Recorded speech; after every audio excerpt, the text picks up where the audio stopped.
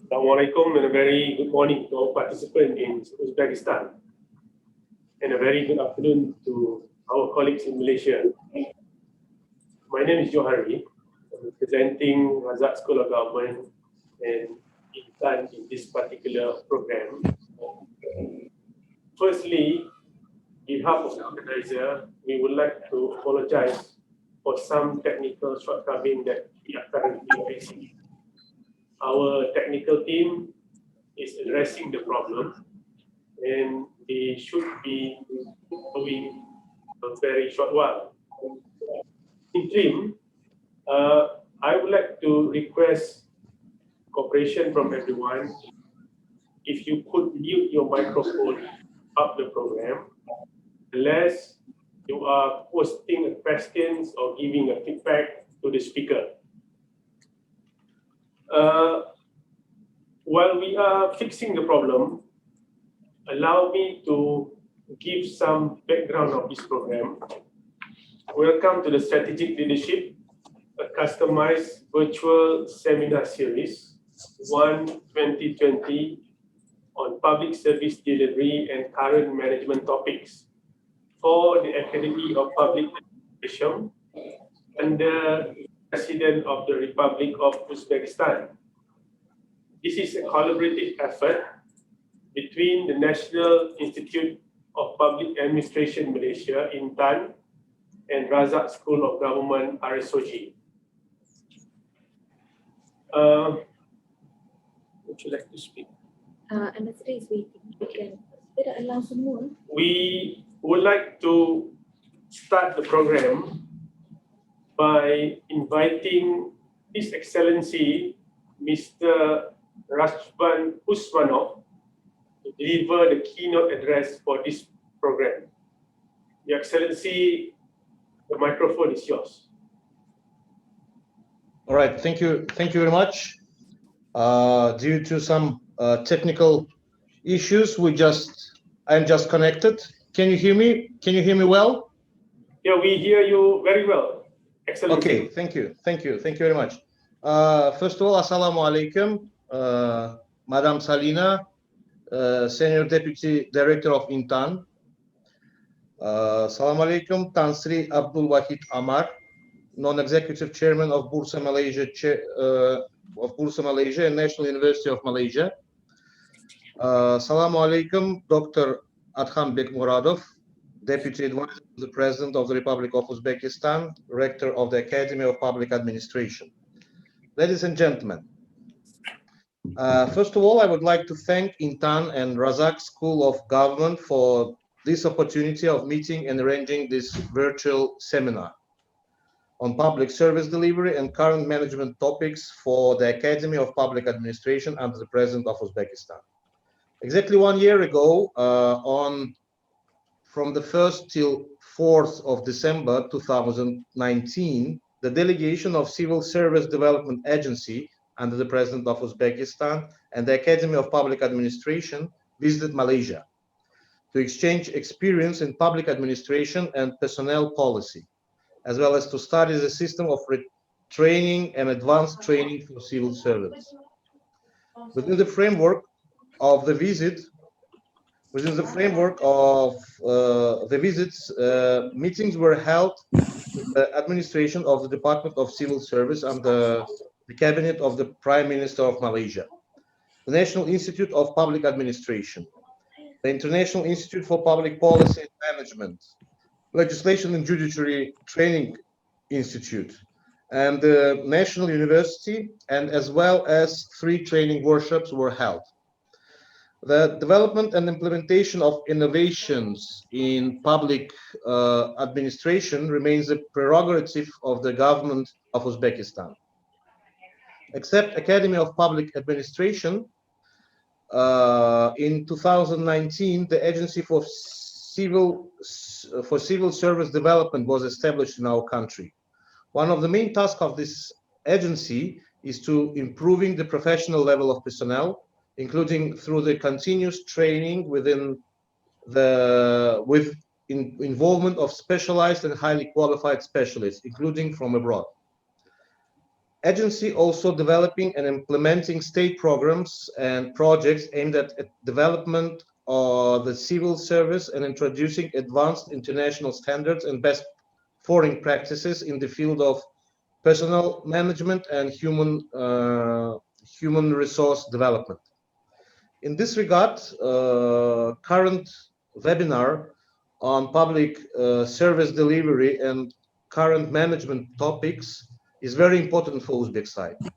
Our embassy highly values our long-standing and mutually beneficial cooperation with INTAN, and looking forward to enhancing mutual collaboration in years to come. To conclude, I would like to say that I hope that in future we can arrange the assistance of INTAN, Academy of Public Administration, and the Agency for Development of Public Service of Uzbekistan in capacity building, online training, especially for the regions of Uzbekistan. For the regions, for the provinces of our country, such as including such remote areas of our country as Pakistan. This is one of the priorities of Uzbekistan at the moment. So I would like once again to thank everybody and to wish to the students and to the listeners to this lecture all the best. And also I would like to express my gratitude and the gratitude of our embassy to INTAN for organizing this event. Thank you very much. Thank you very much, Your Excellency. We echo the efforts that you would like to see in the future. And thank you for taking time to be with us in this program this afternoon. I would like to invite Ms. Salina Ismail, Senior Deputy Director of INTAN, to share the welcoming remark.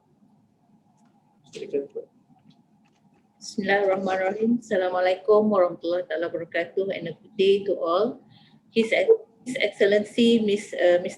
Rafshan Usmanov, Ambassador of Uzbekistan to Malaysia, and Adham Bek Murudov, Deputy Advisor to the President of the Republic of Uzbekistan, who is also Rector of APA. Our esteemed partner, Mr. Ismail Johari Osman, Program Leader, Leadership Development Center, Razak School of Government, distinguished guests, ladies and gentlemen. Alhamdulillah, praise to Allah the Almighty for His mercy and blessings. We are all virtually gathered here on this peaceful day. We wish to extend our warmest welcome to all distinguished guests from the public service of the Republic of Uzbekistan to the Strategic Leadership Webinar. Today, we at INTAN, together with our esteemed partner, the Razak School of Government, are especially honored to host and organize the inaugural webinar series project in collaboration with the Academy of Public Administration under the President of the Republic of Uzbekistan. Today, with the assistance of the Embassy of Uzbekistan in Malaysia, the beginning of the visitations as stepping stone has now multiplied to many discussions and fruitful collaborative efforts with the Uzbekistan government. With that, INTAN would like to express our heartiest gratitude to the Embassy of Uzbekistan in Malaysia for the support and great assistance all along. We are truly pleased that by such efforts, we now have built a bridge to connect the public services from both countries through partnership between INTAN and APA, where we share similar nature of business. And today, despite what appears to be an unprecedented challenging year, through perseverance and determination, we are delighted to bring to you our first collaborative program with APA on the webinar series project. Distinguished guests, ladies and gentlemen, as the world is becoming more challenging, public training institutions continue to strive for impactful, current, relevant, and high-quality content to suit the ever-changing learning needs, competencies, and future skills for the public sector officials. In this view, INTAN strongly believes in not only working in partnership with our local partners, but also expanding our outreach at the global arena. For this webinar specifically, in the pursuit to bring forward a highly impactful and up-to-date content to our distinguished Uzbekistan's audience, we are pleased to work hand in hand with our local partner, the Razak School of Government, or better known as RSOG. It is an highly reputable institution that specializes in leadership development. Since its establishment in 2010, RSOG has astounding records in providing high quality and impactful leadership courses and programs for the advancement of Malaysia's senior public sector leaders. Its unique practical leadership development programs have yielded many young leaders and honed the senior leaders in the Malaysian public sectors. Ladies and gentlemen, the year 2020 is about to draw its curtain soon. Indeed, it's a challenging start for the world and would still be for us to progress forward into the next year. The uncertain systemic and evolution of an invisible virus to the human eyes have definitely brought us to rethink, readjust, and reflect upon the crisis before us. Crises like this become lessons for leaders and future leaders to better prepare themselves. The world is now shifting perspective towards what is known as the Great Reset. It leads us to further understand how COVID-19 disrupted our social and economic systems and what changes will be needed to create a more inclusive, resilient, and sustainable world going forward. With the current situation globally, we believe the webinar topic, Strategic Leadership, would be the perfect topic for us to kickstart the webinar series. Therefore, INTAN together with RSOG, we bring to you a prominent speaker, Tan Sri Abdul Wahid Omar, Chairman of Pusat Malaysia and University Kebangsaan Malaysia, to deliver an executive talk and share his rich experiences in the various leadership roles as he leads several top leadership positions in the country throughout his corporate career. Distinguished guests, ladies and gentlemen, it is our aspiration for our distinguished audience from the Uzbekistan public sector to benefit extensively from today's webinar. I am confident that you will find new ideas, fresh energy, and inspirations to upscale leadership good practices. I thank you for your participation and I wish you all a very successful webinar. Thank you. Wabillahi taufiq wal hidayah. Assalamualaikum warahmatullahi wabarakatuh. Thank you, Ms. Salina. Allow me to invite Dr. Adham Rodov, Rector of the Academy of Public Administration, to share a few welcoming remarks. Dr. Adham.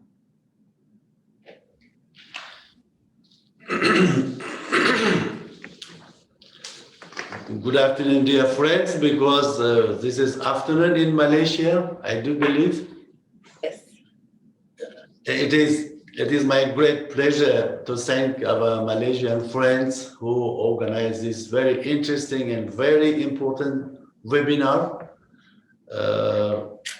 First of all, I would like to thank Salina Ismail, Deputy Director of INTAN. It is my great pleasure to refresh my mind that before I had very interesting cooperation with INTAN when I was Rector of Banking and Finance Academy of the Republic of Uzbekistan. We sent some delegation to your institution some 3 or 4 years ago. That was interesting practice for our middle management team who worked in financial sector. Right now, I am representing this academy, and we do hope that we will establish very close and very fruitful cooperation with INTAN,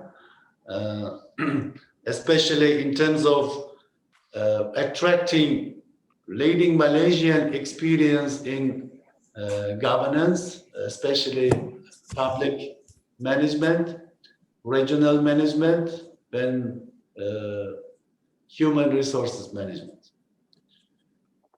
Right now, you may know Uzbekistan under very deep reforms. We are dealing reforms even everywhere in our social areas. Especially, we are trying to investigate the best work practice in public service, in organizing public administration in terms of international standards. And we do hope that our cooperation with INTAN will serve moving Uzbekistan toward to international standards. And we do hope that we will create some very interesting project with INTAN in terms of sharing Malaysian experience, having some joint projects with two organizations. And we also trying to offer some ideas to you in terms of inviting some professors from INTAN to Uzbekistan, inviting some our professors or research to INTAN to have some joint projects. Right now we are living very dynamic world. It is always new theories, new practice, new approach to any problem, not only in public administration but everywhere in our life. That is why our administration, I mean administration of Public Administration Academy will put all efforts in learning, leading international practice, and attracting them to our academy, because through academy, international practice, leading knowledge will go to areas who are doing administration in practice. Not only in central government, we do hope that regional governments also would benefit from the knowledge and experience we will gain from our cooperation with INTAN. So let me not to spend too much, not to spend time too much. And I would like once again to thank INTAN administration for making this event available. And I see here our ambassador to Malaysia. I would like to thank our ambassador to Malaysia. And we do hope that Uzbek embassy in Malaysia will be bridging between INTAN and academy. And we do hope that we will talk about interesting projects dedicated to academic life, dedicated to international research between two institutions, and our embassy will assist us in these projects. Once again, thank you so much for this opportunity. You made it available, and we do hope to continue our cooperation, and we do hope to creation of new stages of cooperation. Thank you once again. Thank you. Thank you very much, Dr. Bermorodov. Without further ado, I would like to introduce our guest speaker today. Tan Sri Abdul Wahid Omar is a versatile corporate leader in Malaysia. He has also served as senator and minister in the Prime Minister's Department, in charge of the economic planning from 2013 to 2016. Prior to the cabinet appointment, he was formerly the president and CEO of Maybank, Malaysia's largest public listed company and one of the leading banking group in Southeast Asia. Tan Sri Abdul Wahid is an accountant by training. He's a member of Association of the Chartered Certified Accountant, SCCA UK, the Institute of Chartered Accountants England and Wales, and the Malaysian Institute of Accountants. With such wealth of experience and credential, Tan Sri Abdul Wahid will share his views on strategic leadership with us today. Distinguished participants will have the opportunity to ask questions to our guest speaker.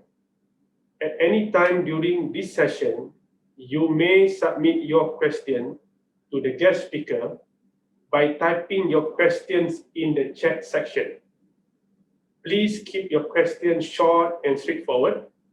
As time allows, we will address as many questions as possible. May also use your microphone during the Q&A session. Ladies and gentlemen, during this session, after every paragraph, Tan Sri will briefly pause to allow the translator to give the key or the key information that he just shared. So please apologize for this sequential translation because our auto translation is unavailable today. So without further ado, Tan Sri Abdul Wahid, the microphone is yours. Well, thank you, Mr. Ismail. Bismillahirrahmanirrahim. Assalamualaikum warahmatullahi wabarakatuh. And very good morning to our friends in Tashkent and Uzbekistan. And good afternoon to the rest of us in Kuala Lumpur. Your Excellency, Ambassador Ravshan Usmanov, Dr. Arkham Murodov, and Ms. Salina Ismail, distinguished participants, ladies and gentlemen, let me begin by thanking RSOG, INTAN, and the Academy of Public Administration for inviting me to speak with all of you in respect of the topic strategic leadership. I must say that I'm truly honored to be invited to deliver this talk. And I must say that Uzbekistan has a very soft spot in my heart because when I was the Chief Executive Officer of Maybank, Maybank has got a leasing company, Uzbek Leasing, based in Tashkent. And I had the benefit of visiting Tashkent to visit our friends there. And explore the country. So it's indeed, I'm very happy to see many friendly faces on this session today. I'm not sure whether you know about Uzbek Leasing, but my friend there, Zafar Mustafa, I think he's still the CEO there. I do look forward to the opportunity to go back and visit Uzbekistan again sometime in the future. Итак, ассаламу алейкум, всем здравствуйте. Позвольте прежде всего поблагодарить всех участников, находящихся здесь, уважаемые гости, участники. Спасибо за приглашение. Я очень рад находиться на данной сессии. Для меня большая привилегия выступать перед вами. Узбекистан на самом деле занимает очень теплое место в моем сердце, потому что когда я работал главным специалистом в Майбанке, я посещал несколько раз Ташкент и посещал своих друзей. И поэтому я на самом деле очень рад видеть сейчас большинство из моих друзей здесь, на сессии. И ожидаю, что в будущем я смогу также еще раз посетить Узбекистан.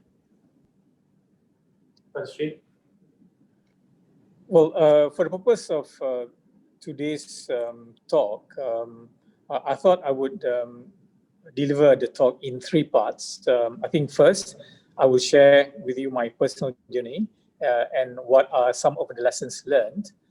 Secondly, I'll cover a little bit about the leadership aspects related to organizational sustainability. And the third, given the fact that we are in this huge global pandemic environment, I thought it would be useful for me to just mention a little bit about our post-COVID-19 challenges. Итак, я запланировал, что в рамках нашего обсуждения мы поговорим на 3 темы, то есть я разделю свою речь на 3 части. Первое – это я поделюсь своим личным опытом, извлеченными уроками. Далее также я хотела поговорить об аспектах лидерства и в целом организационной устойчивости. И учитывая, что сейчас все мы находимся в условиях кризиса, пандемии, я думаю, будет полезно также осветить несколько моментов о том, какие у нас вызовы будут в постпандемической ситуации и с чем мы столкнемся. Well, I must say that I've been fortunate because over the years I had the benefit of working in many organizations. Now, as a chartered accountant, my ambition was to be the chief financial officer of a major public listed company here in Malaysia. And Alhamdulillah, I managed to be the chief financial officer of Telecom Malaysia back in 2001. And that made me very happy. But I never expected to go beyond that. But Alhamdulillah, I was given the opportunity to lead 3 major organizations as the CEO. That is Group, which is an infrastructure development company, and then Telecom Malaysia, the regional telecommunications company, and third, Maybank, which is the largest bank in Malaysia, and one of the leading regional banking groups. And I was then appointed as a cabinet minister in charge of economic planning before going back to the corporate sector as the group chairman of the largest fund management company. And now I'm happy and privileged to chair a public university, the National University of Malaysia, as well as the Stock Exchange of Malaysia, Bursa Malaysia. Итак, я должен сказать, что я был достаточно успешен на своем карьерном пути, потому что я смог поработать в большом количестве организаций. Но вначале моя цель была стать главным финансовым специалистом в Малайзии. И, кстати говоря, это получилось у меня в 2001 году. Я был очень счастлив, но я не ожидал, что я могу продвинуться дальше. Однако, так получилось, что я также смог поработать в 3 крупнейших организациях, таких как инфраструктурный конгломерат развития УИМ, также региональная телекоммуникационная компания ТМ и региональная банковская группа Maybank. После этого я также получил назначение в кабинете министров, работал председателем в группе PNB, и сейчас я счастлив также находиться на позициях как председатель университета и в Малайзии. Да. Well, over the years, I also had the benefit of going through 5 major crises. And the 2 biggest crises would be the first, the Asian financial crisis back in 1997, 1998, which was very, very challenging. And then the other big challenge was in 2008 during the global financial crisis. And at that point in time, having to lead Maybank to make sure that Maybank would be insulated from the global financial crisis that was unfolding at that time in 2008.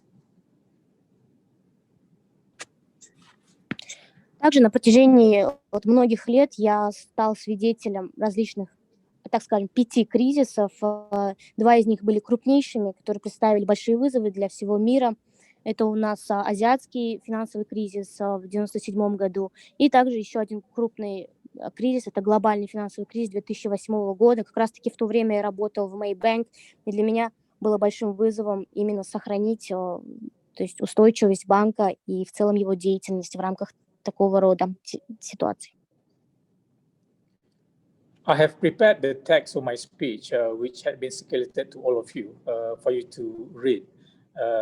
But for the purpose of today's presentation, I thought I would focus on my stint when I was at Maybank, because I think there are many challenges that we went through in Maybank, which I thought would be very useful for you. Итак, я подготовил текст своей речи, и позже вы все сможете ознакомиться с ней, но я думаю, я не пойду именно по структуре самой речи, я сфокусируюсь больше на своей деятельности в рамках Maybank, потому что как раз-таки в этот момент было очень много вызовов, с которыми я бы хотела с вами поделиться. I was appointed as the Chief Executive Officer of Maybank on 1st of May 2008. At that point in time, there were three major challenges facing me. Firstly, I had to follow through on three major acquisitions of banks in Vietnam, in Pakistan, and Indonesia, costing some 11 billion ringgit or 2.7 billion US dollars, and the need to raise the necessary funding. Secondly, there was a need to deal with the global financial crisis that was unfolding.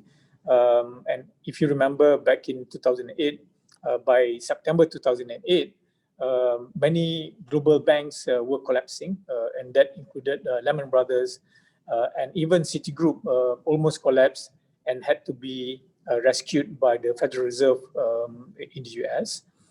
And the third challenge was in respect of how to improve the financial performance of Maybank. Now, although Maybank was number one bank for more than 10 years, but between 2003 and 2008, Maybank was growing by only 5% per annum compared to the competitors, which were growing by much faster, by 20% per annum. And if we do not address this slow growth of Maybank, Maybank would be overtaken by the other competitors and would be relegated to become number 3 bank in Malaysia. And indeed, the investors had already come up to that conclusion, because in terms of market capitalization, Maybank's market capitalization dropped to below that of Public Bank and CIMB by March 2009.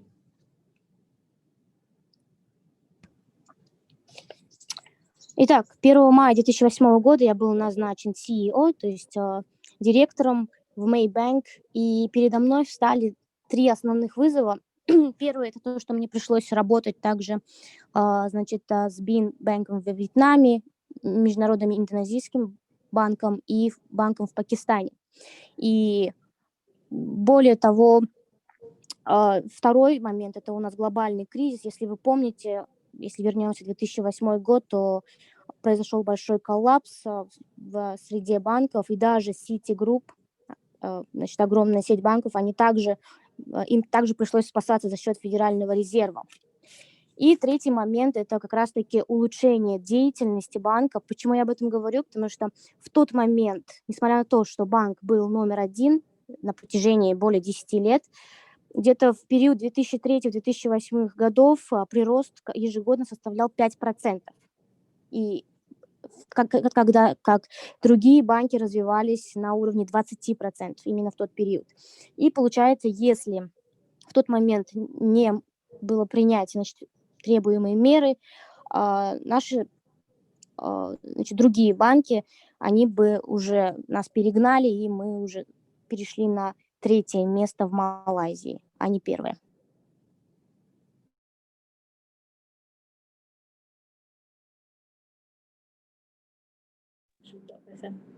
Translate.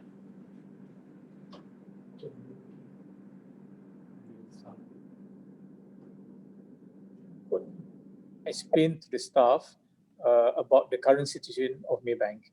And we then resolved or agreed that we do not want Maybank to become number 3. So that was when we formulated a performance improvement program that we call LEAP 30, which is basically a series of 30 initiatives identified to improve Maybank's performance and to restore its market leadership. This would be things like, how do we stimulate our sales, how do we optimize our cost, how do we improve our customer service, reduce waiting time at the branches, how do we improve processes, our IT system, and so on. And Alhamdulillah, within 18 months, we were able to improve our assets and our deposits. We were able to improve our customer service, our asset quality, and our profit after tax then bounced back to a record 3.8 billion ringgit or $0.9 billion in 2010. And by that time, within 18 months, Maybank was back as the #1 bank in Malaysia and the most valuable company listed on Bursa Malaysia.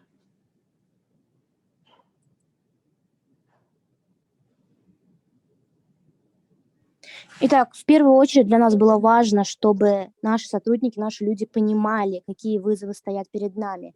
И в данной ситуации мы решили провести мероприятие для того, чтобы разъяснить текущую ситуацию. Естественно, все мы пришли к выводу, что мы не хотим становиться банком номер 3 в стране, и для этого запустили программу под названием ЛИП-30, в которой были изложены 30 инициатив по различным направлениям, таким как, к примеру, мы пытались понять, как можно восстановить свое лидерство на рынке, как можно оптимизировать цены, как можно улучшить оказание услуг нашим клиентам, как снизить риски и затрату времени при обработке данных при помощи информационных технологий. И таким образом, в конце, слава богу, мы в течение 18 месяцев смогли добиться улучшения оказания наших услуг.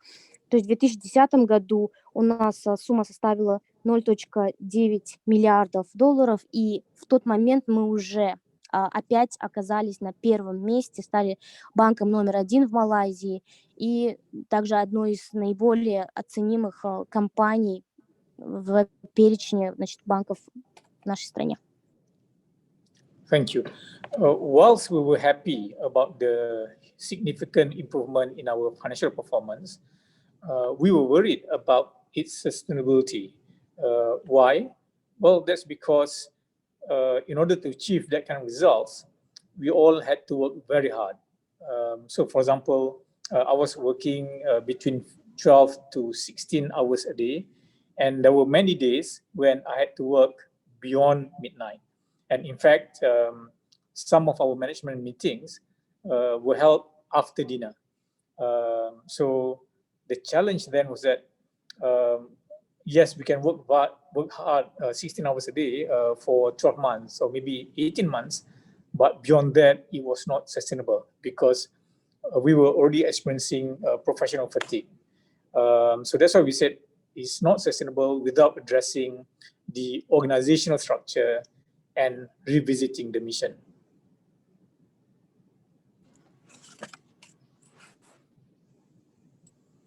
Так, и получается, с одной стороны, мы были очень рады, что было значительное улучшение в нашей деятельности, но с другой стороны, мы были обеспокоены устойчивостью нашего развития, потому что для того, чтобы достичь данных результатов, нам потребовалось всего лишь 18 месяцев. И представьте себе, какой был у нас график. К примеру, мне приходилось работать от 12 до 16 часов в день иногда, и я оставался до полуночи, работая в офисе.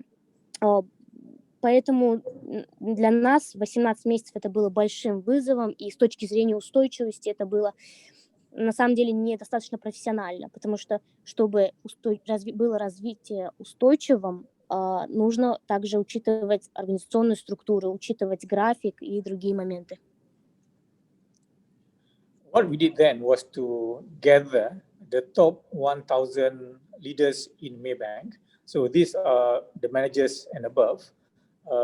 Where we brainstormed together and we then agreed to come up with a new mission or a new purpose of Maybank, and we call it humanizing financial services.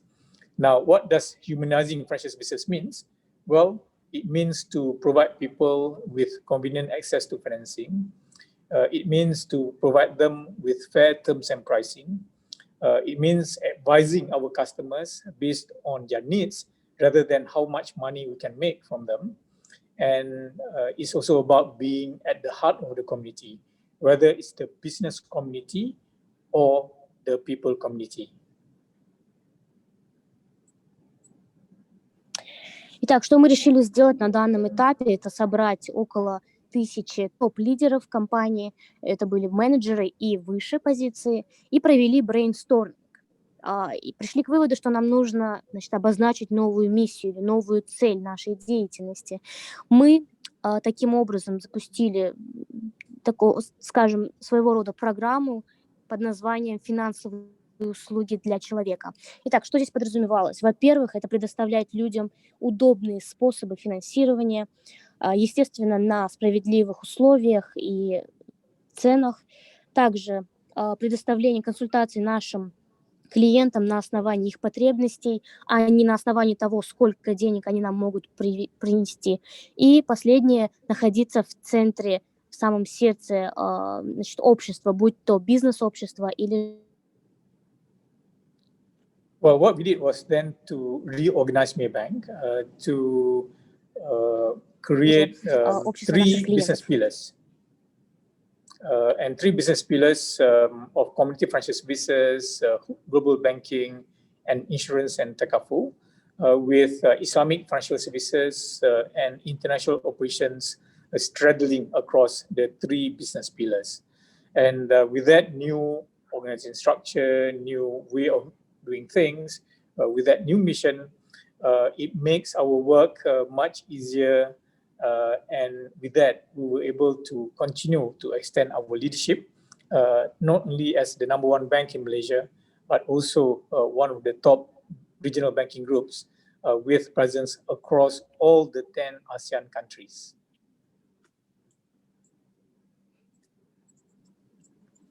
Итак, значит, мы организационно построили таким образом, что у нас Maybank, значит, основывался на 3 китах, которые подразумевали это сообщество, значит, оказания финансовых услуг, также глобальный банкинг и страхование, а также такафул. И в данном случае мы продолжали развиваться, но уже наша цель, с учетом того, что у нас была новая миссия, новые цели, мы хотели быть не только банком номер 1 в стране, но также стать и топовым банком регионального характера, учитывая, что были еще 10 развивающихся азиатских стран. Thank you. And I thought I would demonstrate to you in this chart where you can see in the period before 2008, although Maybank was number 1, but you can see the other banks getting closer to Maybank. And by 2008 and 2009, they were about to overtake Maybank. And in 2009, you can see that profit dipping to about 700 million ringgit. And that's on account of impairment charges of about 2 billion ringgit. So if you were to add back the impairment charges of 2 billion ringgit, the normalized profit would have been about 2.7 billion ringgit. So that's actually when Maybank was about to become number 3. But Alhamdulillah, with the implementation of LEAP 30, the performance improvement program which I mentioned earlier, you can see the profit of Maybank rebounded to 3.8 billion ringgit in 2010, and then improving to 4.4 billion in 2011, and then to 5.6 billion in 2012, and 6.4 billion ringgit in 2013. But you can see the gap by then, it was more than 60% compared to the other competitors. And that kept continued until today. So for example, based on last year's results in 2019, Maybank reported profit of 8.2 billion ringgit, which is $2 billion, which is 49% higher than the next competitor. Итак, на данном графике я бы хотела продемонстрировать вам в первую очередь ситуацию до 2008 года. Посмотрите, если даже говорить, что мы были на первом месте, все-таки мы можем видеть, что другие компании подобрались очень близко, значит, к нашей линии. И в 2009 и 2010 годах также вы можете видеть, что значит, идет в 2009 году спад дохода, который составил здесь, должен был составлять 3,7 миллиардов, но он достаточно низко упал. Но благодаря программе ЛИП-30, которую мы ввели, о которой я говорила ранее, мы смогли в 2010 году достигнуть показателей 3,8 миллиардов, в 2012 5,6 и в 2013 6,4, что, в принципе, составляло практически на 60% выше, чем у других банков. И в прошлом году, в 2019 году, показатель достиг 8,2 миллиардов. Если переводить в американские доллары, это будет 2 миллиарда долларов. Таким образом, в прошлом году у нас отрыв составил 49% от, значит, предыдущих наших других банков. Thank you. Now, another major challenge that we had was in terms of growing Islamic banking business. Now, at that point in time, when I joined Maybank, there were some concerns about whether the source of income for me personally would be halal. So in fact, some family members of mine were asking, why do you want to move from telecoms to a bank when you could have continued leading Telecom Malaysia, which is in halal business. So the same problem was being experienced by all the other Muslim employees as well. So that's when we discussed internally, and we felt that if we can grow Islamic banking business in Maybank such that one day Islamic banking will make up the majority of the business of Maybank in Malaysia, we will have done a good purpose, if you like. And this is also in line with Malaysia's, the vision of the country, Malaysia, to become an international Islamic financial center, and also gives an opportunity for Maybank to be a global leader in Islamic finance.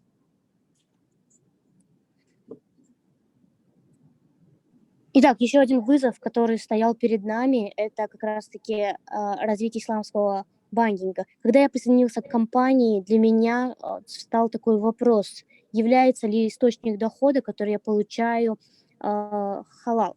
И когда я работал в компании телекоммуникационной, там проблем с этим не было, я точно знала, что это халал бизнес, и в рамках данной компании другие мусульмане также задумались, мы на внутреннем уровне обсудили данный вопрос и пришли к мнению, что если мы сможем развивать исламский банкинг в рамках Maybank, то и, получается, получим большую часть именно в долю Maybank, тогда это будет оправданная цель. И более того, Maybank сможет стать глобальным лидером в исламском банкинге также. We were very much inspired by the supermarket, if you like. So, for example, if you were to go to the Tesco supermarket in London, there is a small halal meat section, and the rest of the supermarket is not necessarily halal. But Tesco also has got a supermarket here in Malaysia. In Malaysia, it's the other way around. So they have a small non-halal section which sells pork and alcohol, but the rest of the supermarket is halal. So in the past, if you were to go to a Maybank branch, so there is a small Islamic finance window, but the rest is actually conventional. So what we did was to adopt this Islamic first strategy where we inverted the structure of the branch, where if you were to walk into a Maybank branch today, it's basically Islamic banking, but if the customer wants a conventional financing product, then we have a small non-Sharia compliant section to meet with the customer's need. So with this Islamic first strategy, we've been able to grow Islamic banking very fast in Malaysia.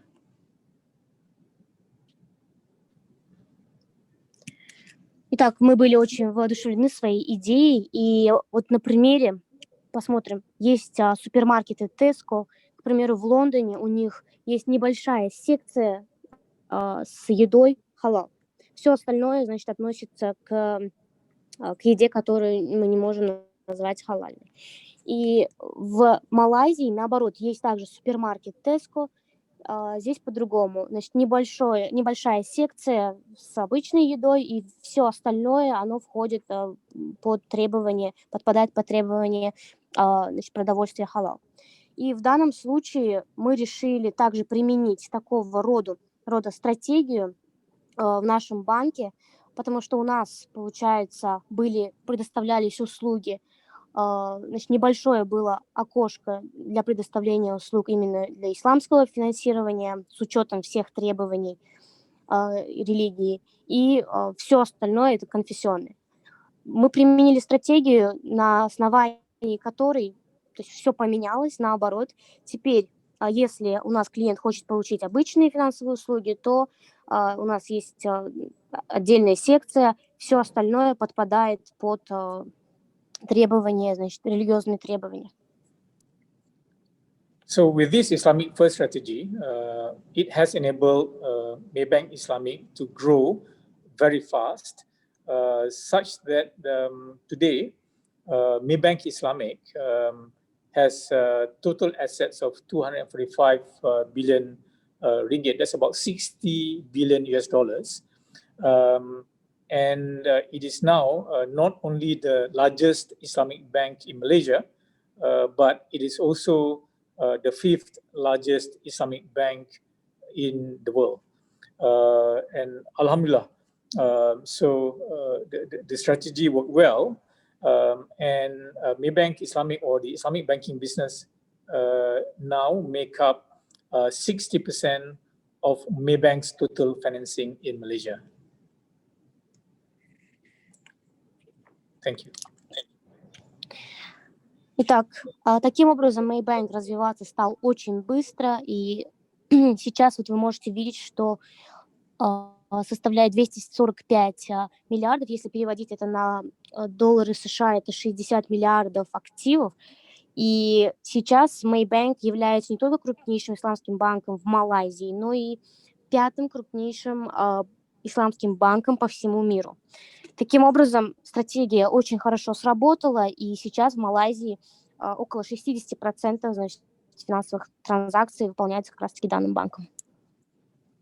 So I guess the point here is that if you have a clear purpose and supported by clear strategy, and then you get the buy-in from everyone in your company, and then you execute the strategy and the action plans very well, then inshallah, God willing, you will become successful.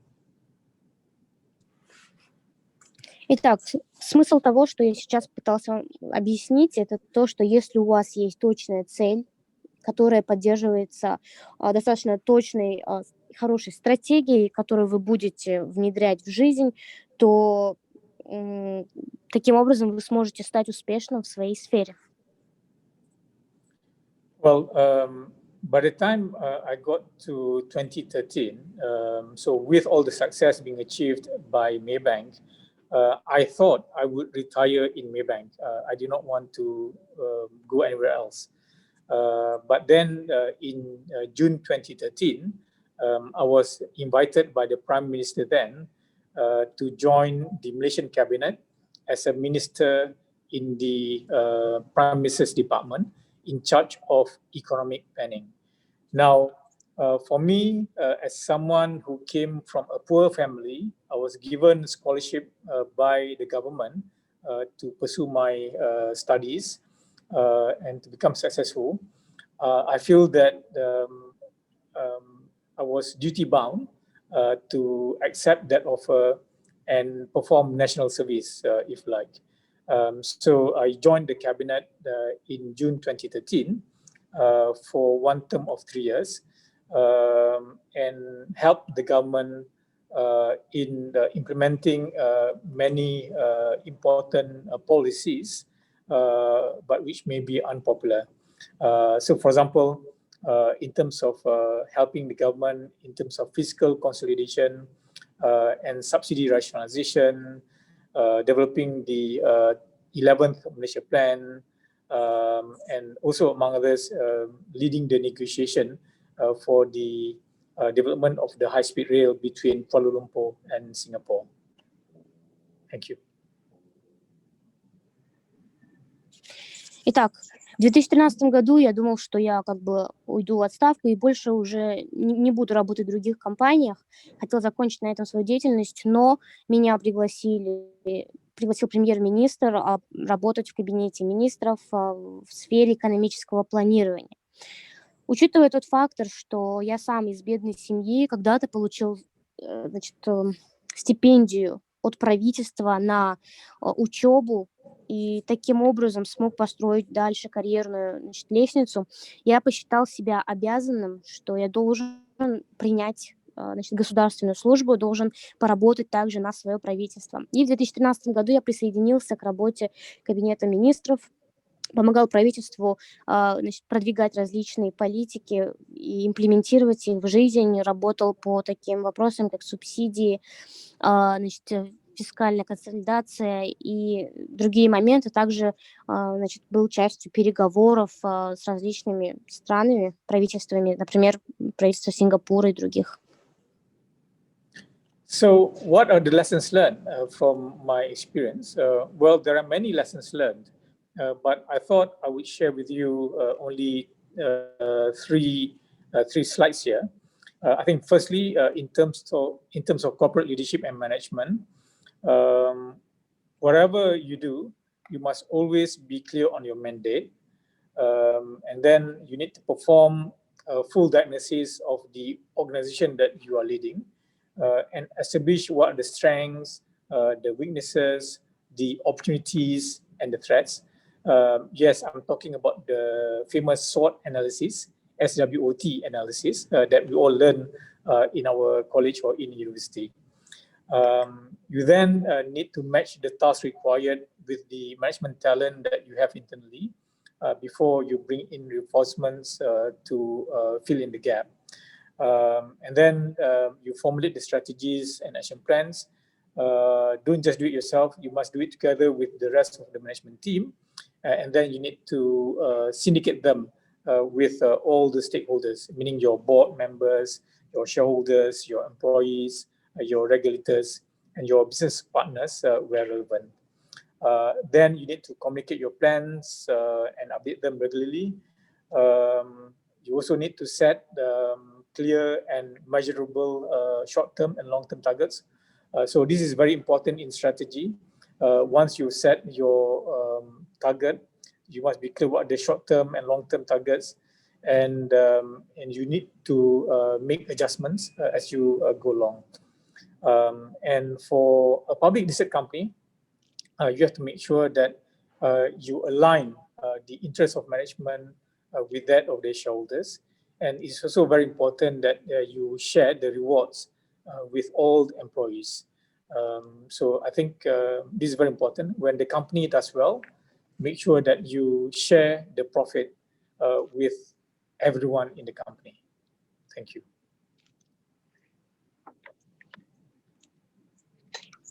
Итак, если говорить об уроках, которые я извлек, их на самом деле было очень много, но я подумала и решила, что я поделюсь с вами тремя ключевыми блоками. Я их разделила на 3. Первое, это касается корпоративного управления. Итак, все, что вы делаете, должно идти в разрезе вашего мандата, то есть что вы должны делать. И вы также должны всегда понимать, какие стороны сильные, какие слабые у вашей компании, какие есть возможности и какие есть угрозы. Да, я говорю как раз-таки о SWOT-анализе. SWOT – это как раз-таки известный анализ, который мы изучали еще в колледже. Далее, очень важно, чтобы было общее видение. Таким образом, вы должны сформулировать свое видение и прийти к тому, что оно у всех одно, чтобы все шли к одной цели. Еще один момент – это всегда делиться своими планами и их обновлять, потому что мы не должны стоять на одном месте. Следующий момент – это у нас иметь краткосрочные и долгосрочные цели. Это очень важно в любой стратегии. И также еще один важный момент – это постоянно работать над ними и вносить изменения. И последний момент, получается, здесь это у нас, чтобы интересы управления, то, как вы управляете, оно было в пользу, значит, тех, кто в вашей команде. И надо уметь делиться доходом. Нужно уметь, скажем, делиться тем, что было приобретено. Если ваша компания идет и развивается очень хорошо, то, получается, сотрудники работали отлично, и это должно быть вознаграждено. Thank you. The second set of lessons learned would be in terms of management principles. Maybe I can highlight three things from this slide. I think number one, it is important for us to really focus on the fundamentals and do not worry about the short-term market fluctuation, because we do not control the external environment. So what you have to do is just make sure that you follow through on the strategies that you have outlined and do it well. Secondly, it's very important for you to adopt the best practices in corporate governance under all circumstances, because if you don't follow good corporate governance, it will open up to areas of mismanagement, and this is where you end up with some internal control issues and so on. And the third is in terms of the need not to overspin, meaning that you should focus on fundamentals, and once you have achieved fundamental improvements, then you can complement it with branding or rebranding exercise, as the case may be. I always say that form without substance will not get you anywhere, but when you combine substance with good form, then you will go a long way. And this will apply to personal branding too. Thank you. Итак, второй блок моих советов. Я попытаюсь сейчас рассказать о принципах управления и затрону 3 ключевых момента. Первое – это очень важно фокусироваться именно на фундаментальных моментах, фундаментальных принципах. Таким образом, мы должны понимать, что мы не можем контролировать все, что происходит вокруг нас, всю окружающую среду, поэтому у нас всегда должен быть стержень, должен быть план, которому мы точно следуем. Второе – это внедрение лучшей практики в корпоративном управлении. Также очень важно. И еще один момент – это не переусердствовать, не сильно ускоряться, потому что очень важно в первую очередь сфокусироваться на фундаментальных моментах своей компании. И как только у вас на внутреннем уровне все уже в порядке, вы можете дальше заниматься и другими моментами, такими как брендинг, скажем, ребрендинг и другие. И в целом, что хотела сказать, то, что форма без содержания, она ни к чему не приведет. А если вы сможете соединить форму и содержание в одном, то в данном случае вы сможете далеко продвинуться. Это, кстати, касается также и личного брендинга. Thank you. The third set of lessons learned would be in terms of personal leadership skills and attributes.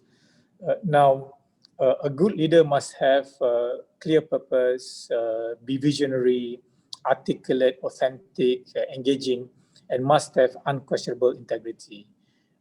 Now, you don't have to be that typical, very loud corporate leader to be effective. In fact, for many Asian societies, being too loud can be counterproductive, because you will end up intimidating your staff. If you make them feel afraid, then they cannot give you good idea, they cannot respond to you. Now, in the past, a CEO can just operate from the top at the boardroom level and just tell people what to do. But I'm afraid in this day and age, that wouldn't work anymore, especially in large organizations. The CEO is expected to be more hands-on and provide appropriate guidance on how things can be done. Meaning that you cannot just tell people what to do, you need to demonstrate to them how it can be done. because you are the one with more experience, you can guide them accordingly. The fourth point here is about the need to be professional, honest, sincere, and truthful, not just to your board, but also to your management colleagues and your employees. And do not hesitate to say sorry and to admit your mistakes and to learn from them. After all, we are all human beings, we are mere mortals, and we make mistakes. What is important is to learn from them. And the last point here is about the need to really to focus on your job at hand and not to worry about your next career move.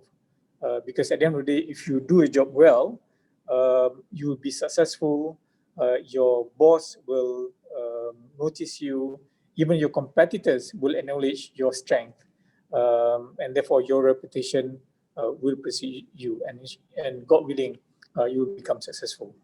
Thank you. Итак, третий блок изученного опыта. В данном случае хороший лидер должен иметь четкую цель перед собой, значит, быть предприимчивым, видеть все заранее и, естественно, иметь неоспоримую целостность характера. Также не нужно повышать голос для того, чтобы показать, что вы являетесь корпоративным лидером и чтобы быть эффективным в своем направлении. Потому что в данном случае это может запугать ваших сотрудников, и они просто не будут вам давать какие-то хорошие идеи и так далее. Третий момент. Прошли те дни, когда, значит, директор или, значит, управляющий должен говорить людям, что делать. То есть в крупных организациях директоры также должны еще и, значит, больше быть вовлеченными в работу. Они должны показывать людям, демонстрировать, как то или иное должно делаться, потому что у них больше опыта. Четвертое, быть профессиональным, честным, искренним и доверять своему совету, не только совету, но также и, значит, коллегам по управлению и другим сотрудникам. Таким образом, здесь очень важно, например, не бояться извиниться или признать свои ошибки и учиться на данных ошибках, потому что мы все, в конце концов, люди. И пятый момент – это у нас фокусироваться на своей работе на данный момент и не беспокоиться о следующих шагах в вашей карьере. Потому что если вы работаете хорошо, как нужно, то и ваш босс будет признавать вашу ценность, и ваши соперники, скажем, конкуренты также будут признавать, насколько вы сильный специалист в своей сфере. И таким образом ваша репутация, она сделает свое дело, и вы будете продвигаться дальше. Well, a good leader will have to make sure that the organization will continue to perform well beyond his departure. So the challenge will be, therefore, how do you ensure that your organization will continue to perform well even after you have left the company? And this brings me to the second part of my talk on some thoughts on leadership and organizational sustainability. Итак, хороший лидер также должен обеспечить, чтобы его компания развивалась и далее, даже после того, как он уйдет. Как раз-таки здесь вот важно задуматься, как же это сделать. И сейчас я хочу перейти ко второй части нашего обсуждения, поделиться своими мыслями касательно лидерства и организационной устойчивости. Well, to me, there are three which I would like to share with you. First is the need to choose the right leaders for our respective organizations. Number two would be to ensure a proper leadership succession and talent development plan, and to strike a right balance between internal promotions and external hire. And the third is the need to embrace diversity as a source of strength for your organization, and to also be conscious about this affinity to prejudice continuum. Итак, вот здесь я бы хотела остановиться на 3 блоках. Во-первых, важно выбирать правильных лидеров для той или иной организации. Также обеспечить нужно, значит, передачу лидерства в организации, а также развитие талантов.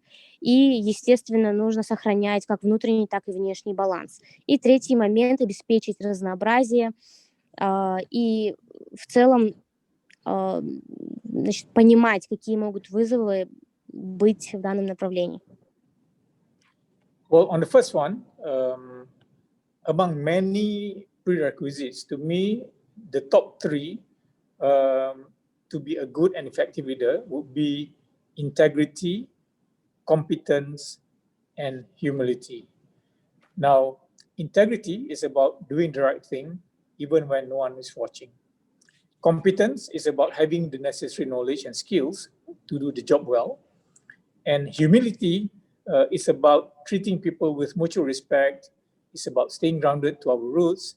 And it's about being cognizant that we all serve a greater purpose in life rather than for our self-interest. And humility is also about knowing that we do not know everything and that we need teamwork in order to succeed. Now, I would say that if you are humble, you're competent, and you have unquestionable integrity, you will enjoy, and if you work very hard, you will be successful and you will enjoy a reputation that will precede you. Thank you.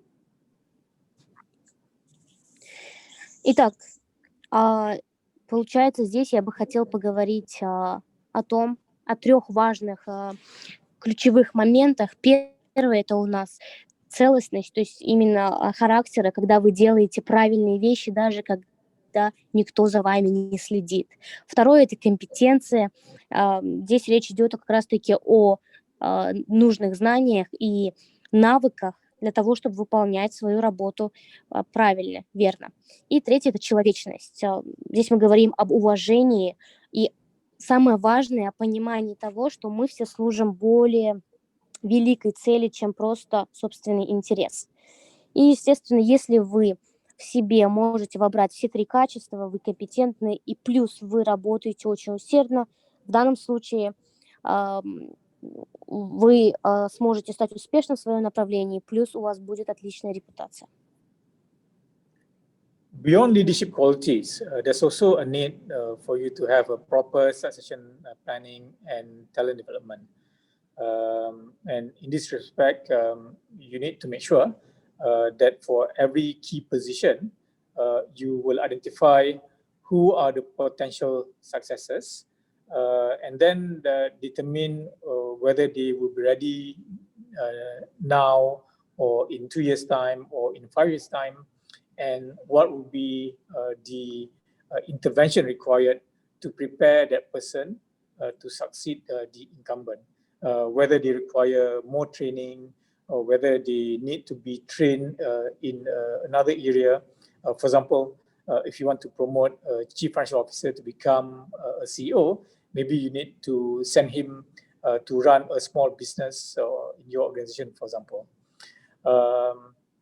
Then you also need to strike the right balance between growing your own internal talent and to bring in reinforcements or talents from outside. Now, I always believe in the need for an organization to nurture their own talent, growing their own timber, if you like, meaning that we like to develop our internal people and promote them, make them grow into the job.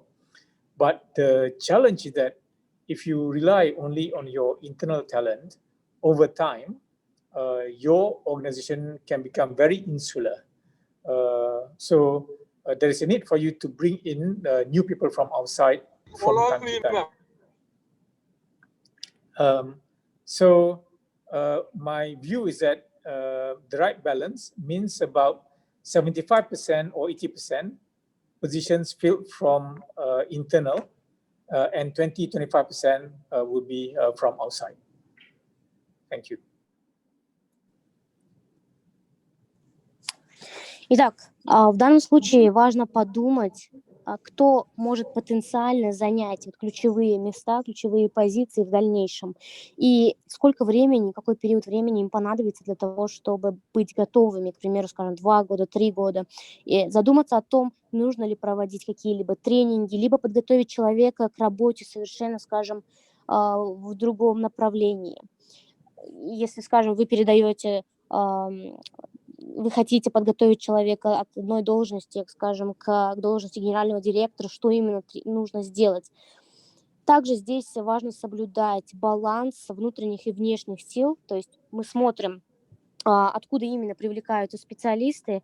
Естественно, важно сделать акцент на собственной команде, но при этом также и не забывать о привлечении новых специалистов со стороны, чтобы, значит, так сказать, были новые идеи и другое. И в данном случае, значит, мое предположение это то, что 75-80% значит, позиций должно заниматься как раз-таки внутренним персоналом при помощи продвижения с одной должности на другую, а 20-25% можно привлекать со стороны. The third aspect of organizational sustainability is the need for all of us to embrace diversity as a source of strength and to be conscious about this affinity to prejudice continuum. Now, for me, I always believe in diversity as a source of strength for any organization. Diversity in terms of skills, gender, ethnicity, age, and even nationality for multinational organizations. Now, organizations that embrace diversity tend to perform better and more sustainably.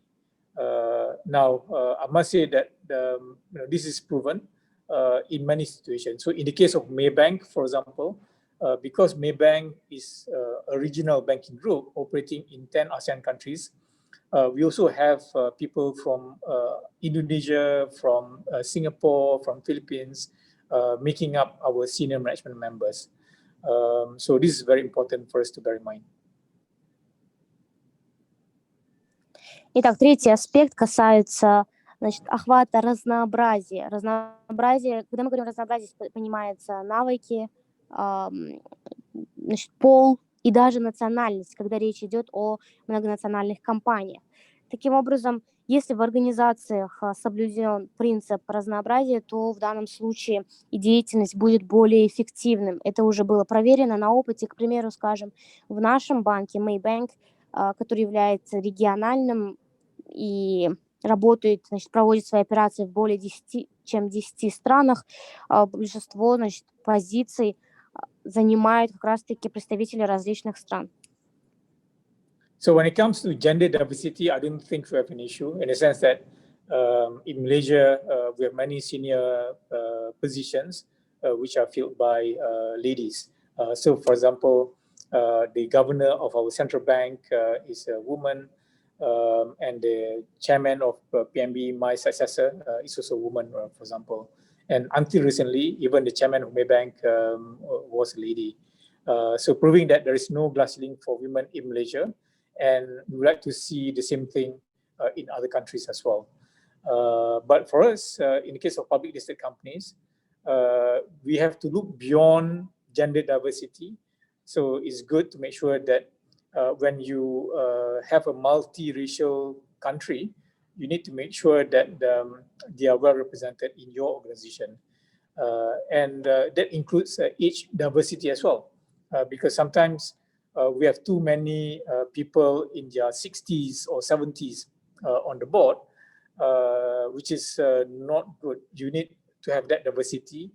Get some people from the younger generation to be on your management team and on your board. Thank you.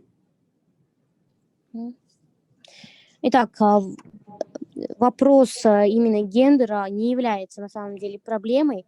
Почему? Потому что у нас на многих ключевых позициях их занимают дамы. К примеру, скажем, в Центральном банке председателем является женщина. Также в PNB, где я работал, после меня, значит, председателем стала женщина.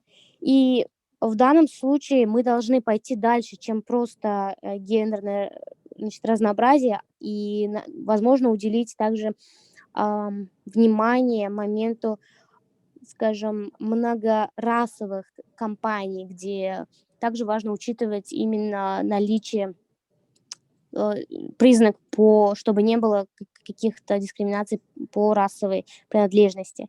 И еще один момент — это то, что было бы также отлично, к примеру, чтобы в совете были не только люди, скажем, более старшего либо пожилого возраста, но также и привлекали молодых специалистов на ключевые такие управляющие позиции. The other element will be in terms of the need for us to be conscious about this affinity to prejudice continuum. Now, we are all human beings, and it's very natural for us to have affinity towards people from the same school, same university, same profession, same state, same clan, same tribe, same ethnicity, same religion, and same nationality. But if we do not contain our feeling of affinity, it can become favoritism. And if you don't control it further, it will become chronism, and eventually it may even result in being prejudice. So you may be depriving your organization of quality talent to propel your organization forward. So to me, if the composition of your management team or of your organization is grossly disproportionate to the stated purpose or in the environment that you operate in, chances are there are some elements of favoritism at play. And this is something you need to be conscious about and make sure that it doesn't happen, because it's not good for your organization. Thank you. Итак, еще один момент, о котором нам стоит задуматься, это то, что мы все люди, и для нас, естественно, значит, иметь рядом близких людей, скажем, тех, с кем мы учились в одной школе, с одного университета, получили вместе одну профессию, с одного государства, с одного клана, или же этнической принадлежности, религии и национальности. Но здесь, получается, очень важно соблюсти границу, чтобы не стало так, что мы кого-то предпочитаем больше именно на основании данного признака. Если мы не будем это контролировать, то это может стать на самом деле проблемой. И даже может стать, значит, прийти к такому, что у вас будет определенное предубеждение в данном направлении. Well, I've already spoken for almost 1 hour, so I'm mindful of the time. So maybe we can go to the third part of my talk, which is to mention a little bit about the post-COVID-19 challenges, because I don't think we can actually continue without speaking about this matter. Now, I mentioned earlier that I've gone through 5 major crises, but I must say that this crisis that we've been through, this COVID-19 global pandemic, is totally unprecedented. It is having that global impact that's cutting through economies, corporations, societies, and individuals alike. We've seen how the global economy is impacted. The first half of 2020, our economy or GDP contracted by 6.1%, and we're expecting full year contraction of 4%. Equally damaging will be to the Malaysian economy, where we have seen the average first 3 quarters, the economy contracted by 6.4%, and for the full year, we expected the economy to contract by 5.4%. I understand that in Uzbekistan, similar situation where you experienced almost zero growth in the first half of 2020 compared to 5.6% growth last year. Beyond economy, it's also threatening the lives of people. We have had more than 1.4 million deaths from 60 million cases globally. Alhamdulillah, in Malaysia and Uzbekistan, I believe the numbers are more reasonable.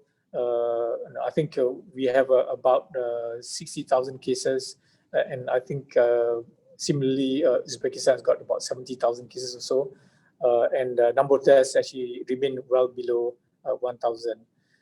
But it is actually the damage to livelihood that we need to be careful about.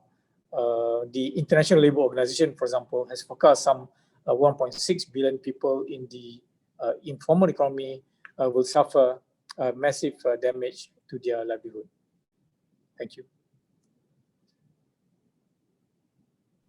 Итак, я уже говорю практически целый час, и я думаю, самое время перейти к третьей части моего обсуждения. И, естественно, третье – это у нас вызовы в рамках COVID-19. Данную тему невозможно пропустить в текущей ситуации. Как я говорил, я был свидетелем 5 кризисов, но то, что мы имеем сейчас, COVID-19, пандемия, это просто беспрецедентный случай с глобальным воздействием как на экономики стран, так на корпорации, на общество и на людей, на каждого человека в целом. И если мы посмотрим на статистику, глобальный ВВП в первой половине 2020 года составил минус 6,1%, и ожидается, согласно исследованиям, что это будет минус 4% за целый год 2020.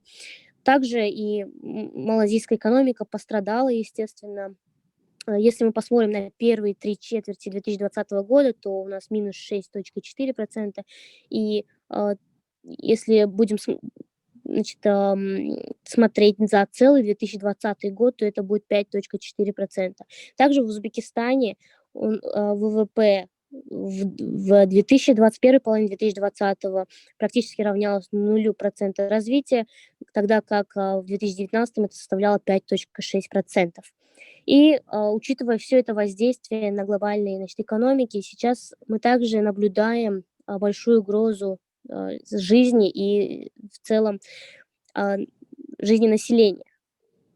И я надеюсь, что в Узбекистане все достаточно хорошо сейчас, потому что мы знаем, что по всему миру более 60 миллионов случаев имело место заражения и 1,4 миллиона смертей. Еще один момент – это то, что согласно статистике ВОЗ, 60 миллионов человек, которые работают в сфере экономики, также пострадают и понесут потери от данной пандемии. Well, this unprecedented crisis will naturally warrant unprecedented responses. All countries, Malaysia included, have responded with stimulus packages. In the case of Malaysia, about $11 billion in terms of direct fiscal injection or direct spending by the government. And that has resulted in our fiscal deficit increasing to 6% in 2020. Beyond the fiscal spending by the government, we're also using other non-fiscal measures. For example, in terms of moratorium on loan repayments, meaning that if you have a loan with a bank for a certain period, you don't have to service the loan, and that's to allow people to have more money in their pockets so that they can continue to spend. There were also other efforts have been put in, like concessions by GLCs, guarantee schemes to help businesses survive. So the key strategy here is to keep people employed and to keep businesses afloat. And for 2021, the government has just announced a budget of about $79 billion, which is the largest budget ever. And that's important in terms of the need to prioritize the well-being of the people, to ensure business continuity, and to ensure that the economy is able to sustain and recover in the future. Thank you. Итак, беспрецедентный кризис потребовал принятия беспрецедентных мер, то есть ответных мер со стороны государств. Практически большинство государств запустило различные пакеты,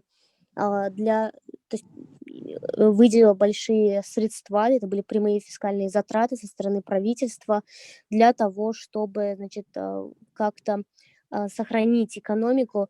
И в данном случае также применялись и нефискальные меры, такие как, скажем, мораторий на оплату займов, также гарантийные схемы для бизнеса, для того, чтобы помочь бизнесу и другое.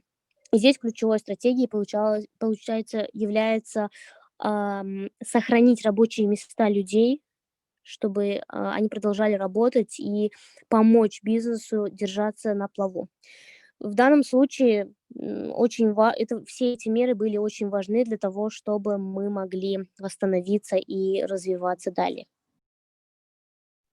Well, I'm sure Uzbekistan has got similar programs, and I think there are many similarities between our two countries. We have similar number of population, around 32 to 33 million people. Of course, as a country, you're bigger in terms of land area compared to Malaysia, but I'm sure we have similar challenges, and I'm sure you've come up with similar economic stimulus packages to help protect the people and to sustain the economy.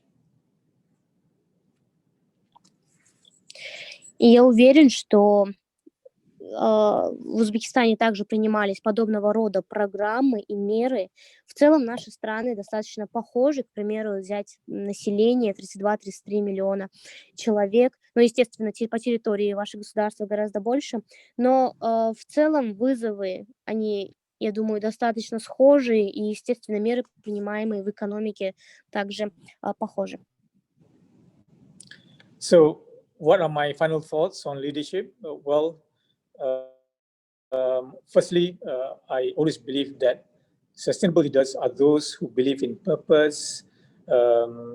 If you do good, inshallah, you will gain barakah and you become successful.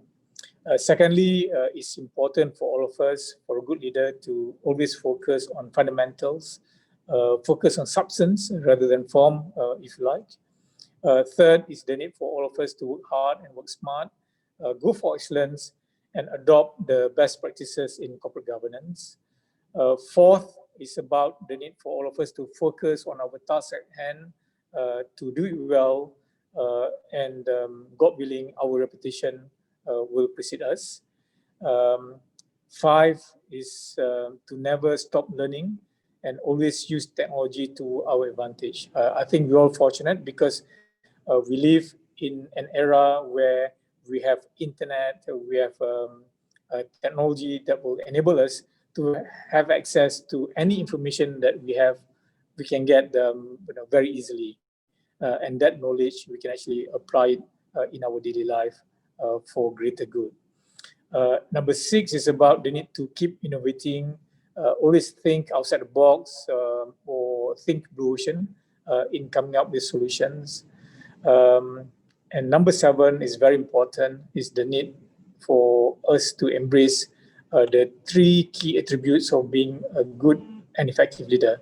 Remember, integrity, competence, and humility. And lastly, is the need for all of us to remember to always be grateful to the Almighty, Allah subhanahu wa ta'ala, and to always be thankful also to the people who have helped us along the way. And I think if we do this, we will lead a very meaningful life, God willing. Thank you. Итак, мои последние, мысли, я хотела с ними поделиться. Я думаю, что можно развиваться устойчиво, если у вас перед вами есть цель, и при этом, если вы будете стараться, прилагать усилия, то вы сможете получить баракя, что подразумевает успех в своем направлении. Также важно всегда фокусироваться на фундаментальных принципах и понимать, что содержание важнее, чем форма. Нужно продолжать работать усердно и пытаться достичь идеала, применять лучшие практики в корпоративном управлении, также фокусироваться на своих задачах в данный момент, выполнять их хорошо, и, естественно, ваша репутация даст об этом знать. Пятый момент – это у нас не прекращать обучение, использовать технологии для вашей пользы. В данном случае у нас есть интернет, и, получается, мы можем получить доступ практически к любой информации. Шестой момент – это у нас, что мы должны продолжать работать над инновациями. Когда мы думаем, важно выходить из зоны комфорта, и уже таким образом мы сможем приходить к различным решениям. Седьмое – это не забывать о 3 ключевых моментах хорошего лидера. Это у нас честность, компетентность и скромность. В данном случае, если все 3 качества у вас есть, то вы сможете стать хорошим лидером.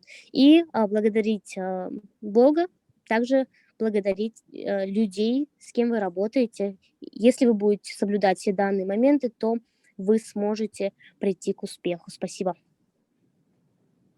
Well, thank you. I hope you found the presentation useful. I'll be happy to answer any question that you may have. Thank you. Я надеюсь, данная презентация была для вас полезной, и я буду рад ответить на ваши вопросы. Спасибо. I think we have one question already, Tanzania. If I can read it to you. The question reads, as you mentioned, there have been 5 crises. During each crisis, some competences needed for leaders in order to overcome difficulties. What competences were needed for you in order to challenge COVID-19 crisis? Итак, у нас в чате есть вопрос, позвольте я его зачитаю. Значит, спасибо за вашу лекцию. У меня есть вопрос. Как вы упомянули, значит, вы были свидетелем 5 кризисов, и во время каждого из кризисов нужны определенные компетенции, значит, лидерам для того, чтобы преодолеть сложности. Итак, какие компетенции требуются, по вашему мнению, для того, чтобы преодолеть вызовы кризиса COVID-19? Well, thank you. I think to me, there are basic competencies required to be a good and effective leader. Among others, you need to be very strategic. So when you are going through this crisis, it's always very easy to run in multiple directions and trying to put out fires on the day-to-day basis. So when you're dealing with this current situation, it's important for us to take a step back and analyze the whole situation. And once you're clear about the diagnosis, then you can start to prescribe the right solution. So again, having that strategic mind in place. So once you've done your diagnosis, it's very important for you to then start to list down all the possible solutions to your situation. And for each potential solution, you need to identify what are the pros and cons for each of your proposed solution, and also identify what would be the unintended consequences, because sometimes not just the immediate cons, but you have to anticipate what's the possible reaction to that solution that you're coming up with. And the third is in terms of being able to follow through on execution and to communicate what you're doing with the people. So I think communication is a very important strategy and competence that you need. And again, we are fortunate because today you are able to communicate very effectively with everyone real time using social media platform and so on. And you can also communicate not just in text, but through videos and so on. So that makes it very, very effective, especially in dealing with this crisis. As you know, this crisis, a lot of things are happening, and being able to do things online is actually very, very important. So I hope I've answered your question. Итак, спасибо за ваш вопрос. Получается, здесь речь идет в основном о основных компетенциях. В целом лидер должен быть хорошим, активным и стратегически направленным. Получается, когда вы проходите кризис, есть много направлений, по которым вы можете пойти, и изо дня в день возникают те или иные проблемы, которые нужно решать. В данном случае очень важно сделать шаг назад и проанализировать всю ситуацию. После этого вы можете уже подумать о правильном решении.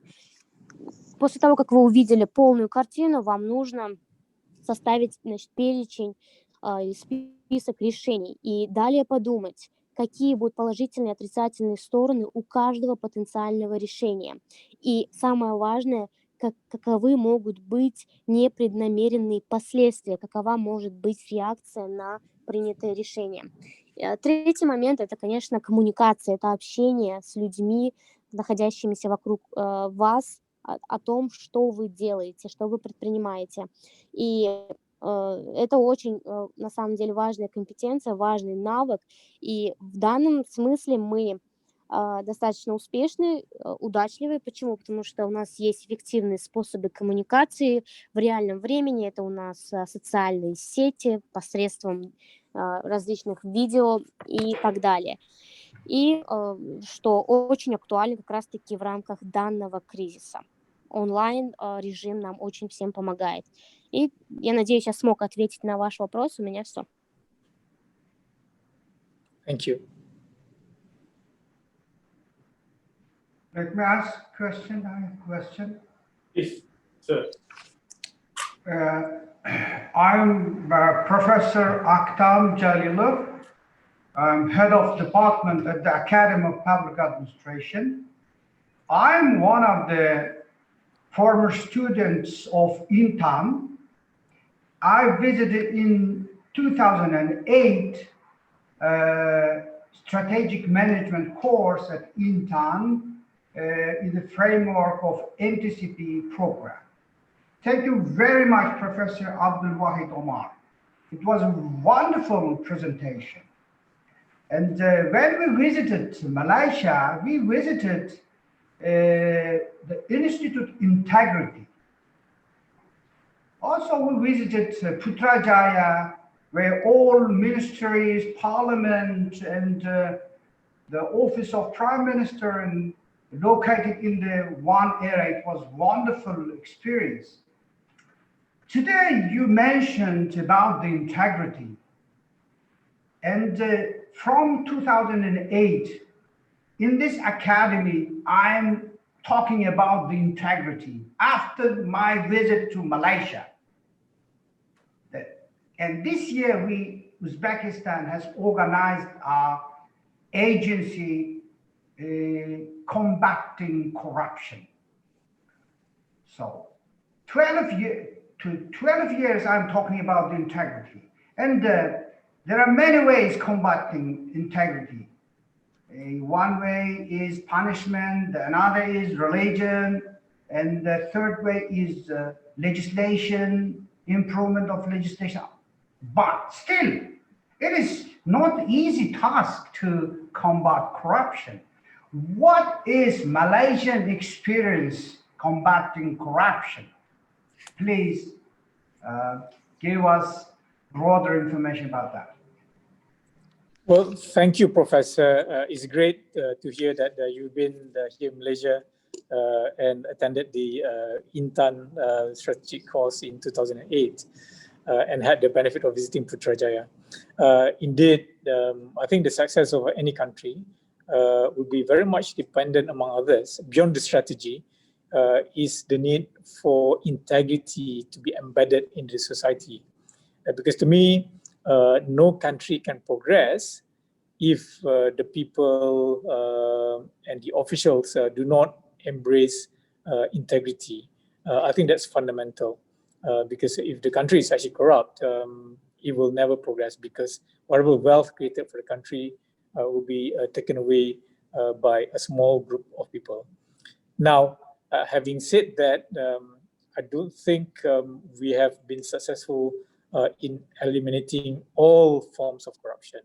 The thing is, corruption still exists, although in the minority. Now, I always believe in this philosophy that people will only commit crime when they think they can get away with it. So it is very important for all of us to have a proper legislation in place to criminalize corruption. It is very important for the country beyond legislation to have the right advocacy in school, universities, and at the workplace to make sure that people understand the importance of integrity and anti-corruption initiatives. And the third is very important for you to have a fully functional and effective anti-corruption agency. And in our case, we have a very strong Malaysian Anti-Corruption Commission, which is fully empowered to enforce all the anti-corruption measurement. If I may just go back to the advocacy part, I think it's important for us to make sure that in every single organization, there will be the anti-corruption mechanism to be put in place. Among others, is the whistleblower policy, where we need to protect people who will whistleblow and report actions of corruption. So when that happens, the propensity for people to bribe people will be reduced. Now, if I may, maybe Professor, a last point which I would like to make is the need to make sure that we prosecute the people who give and not just the people who receive. Because I think in the past, we always prosecute people who take bribes. But what about the people who entice other people? So these are the people who give bribes. And I think this is actually very, very important. And we have seen how globally this movement, whether in Europe, where corporates that embark on the practice of giving bribes must be held up to account for it. I think you've seen cases when it comes to Airbus, Rolls-Royce in the past, for example. And I think this is good because when you make people or the giver of the bribe accountable, then you can address the issue holistically. I'm not sure whether you're familiar with this case in terms of wildlife conservation. There's a saying that when the buying stops, the killing of wildlife will stop too. And likewise, in the case of bribery or corruption, when the giving stops, the taking of bribes will stop too. So I hope I've answered your question, Prof. Thank you very much. Итак, уважаемые участники, я попытаюсь сейчас очень кратко перевести суть вопроса и ответа. Итак, у нас профессор господин Актам Джалилов задал вопрос. Вначале была информация, что в Узбекистане недавно было создано агентство по борьбе с коррупцией, и есть различные способы борьбы с коррупцией, такие как религиозные, или же, скажем, наказание, или же улучшение законодательства. Итак, был задан вопрос, каков опыт... Если можно, я сам переведу на русский язык, если вы позволите. Речь идет, да, профессор, он где-то несколько раз он назвал о институте честности. Он назвал, вот, я спросил, как они достигли вот этого уровня института честности. Вот честность, это, например, такая очень сложная категория, как они достигли честности. Вот о чем я спрашивал. Ну и, конечно же, у нас было организовано новое агентство, об этом я спрашивал, но мой вопрос сфокусировался на достижении института честности. Как они набирают? Ну, он ответил, конечно, чуть-чуть по-другому, шире он ответил, но вот это я спрашивал об институте честности. У них там есть очень прекрасный институт под названием Институт честности. Это такой, можно сказать, там центр, аналитический центр, где-то вот так. Ну, наподобие нашего агентства. Я об этом я спрашиваю. Спасибо. Tan Sri, Yes. the question from this chat section that request your assessment on the rapid development of the fintech industry. It's being a very serious threat to the banking sector at the moment. Well, thank you. Indeed, fintech is here already and is going to pose a major threat to banks if the banks do not respond to it. Now, I must say, for many progressive banks, like Maybank, for example, they have already embraced fintech, and apart from the traditional internet and coming up with all the payment solutions and so on. Now, naturally, you also have the new players, whether it's actually the Apple Pay, Samsung Pay, Alipay, and so on. So the idea would be for the traditional banks to collaborate with some of these new players in the market for banks to remain relevant. So to me, at the end of the day, it's something which banks will have to embrace. If they can't have or set up their own fintech arms, then they will need to collaborate with all these new players, because otherwise they will be disenfranchised, if you like. Translator. Итак, краткий перевод, значит, вопроса и ответа. Вопрос заключался в том, что как можно оценивать, значит, быстрое развитие финтекс-индустрии и в целом их цифровых финансовых услуг, и что ожидается, значит, в их соперничестве с банковским сектором. К примеру, есть, значит, услуги по оплате, такие компании, как Samsung Pay, Apple Pay и другие лидеры данного сектора, которые представляют сейчас большую конкуренцию коммерческим банкам. И в данном случае, значит, последовал ответ, что да, сегодня финтекс уже значит, стал актуальным и представляет достаточно большую угрозу банкам. И такие большие прогрессивные банки, такие как, скажем, Maybank, уже поняли данную ситуацию. И в данном случае очень важно сотрудничать, чтобы банки оставались актуальными. И получается, да, это единственный способ, чтобы индустрия финтех не выдворила банки вне поля игры. Thank you. Боже мой, да всем насрать! Tan Sri, we can take one or two more questions. Is it fine with you, Tan Sri? Sure, yes. Please, participants, take this opportunity to interact with Tan Sri Abdul Wahid.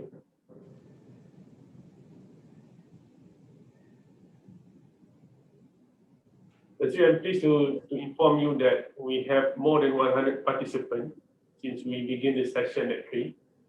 From the visual, some of them are in the car. I hope someone else is driving for them.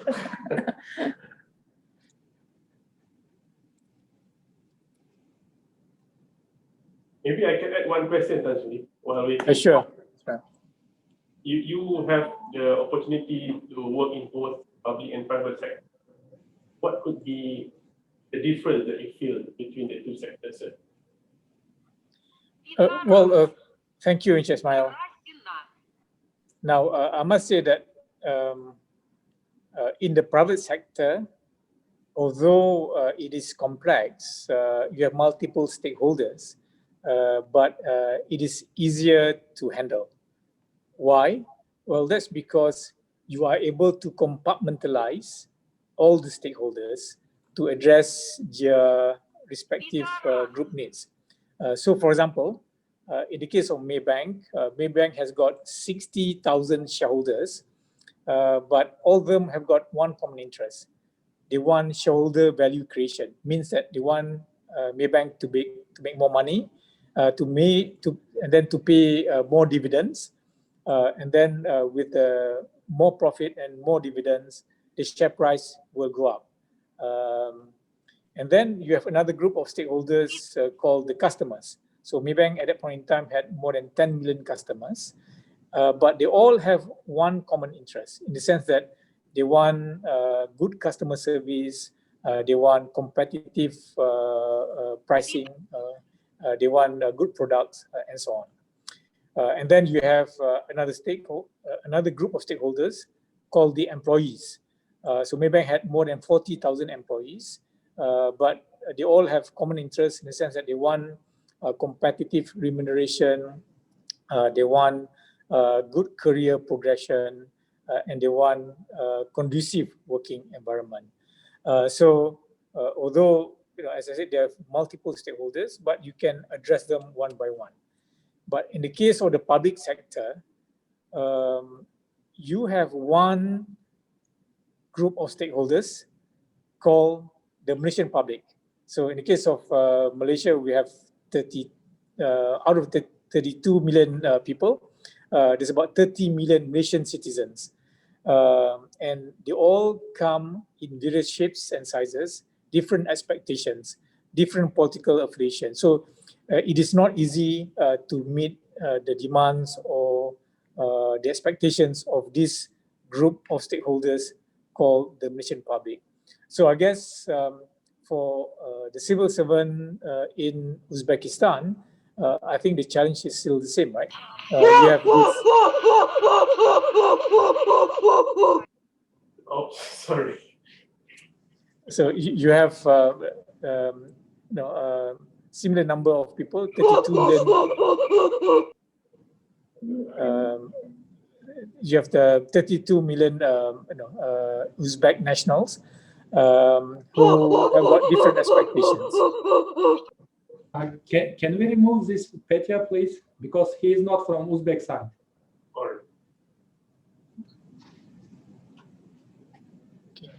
I guess that's actually the challenge. So being in government is more difficult compared to being in the private sector. That's from my own personal experience. Итак, Thank you. Значит, был вопрос, попросили сравнить частный сектор и государственный сектор, и последовал ответ, что на самом деле в частном секторе, хотя есть огромное количество различных заинтересованных лиц, то есть акторов, все же там легче, потому что их легче совместить. К примеру, вот в Maybank есть 60 тысяч людей, которые имеют свою долю, и, естественно, Maybank работает все усерднее для того, чтобы они могли получать больше дивидендов. То есть это одна группа интересов. Другая группа – это у нас около 10 миллионов клиентов, которые хотят получать хорошие услуги и, естественно, чтобы были приемлемые цены. И дальше у нас еще одна группа, это у нас сотрудники, для которых очень важно получать конкурентоспособную оплату труда и, естественно, иметь прогресс по карьерной лестнице.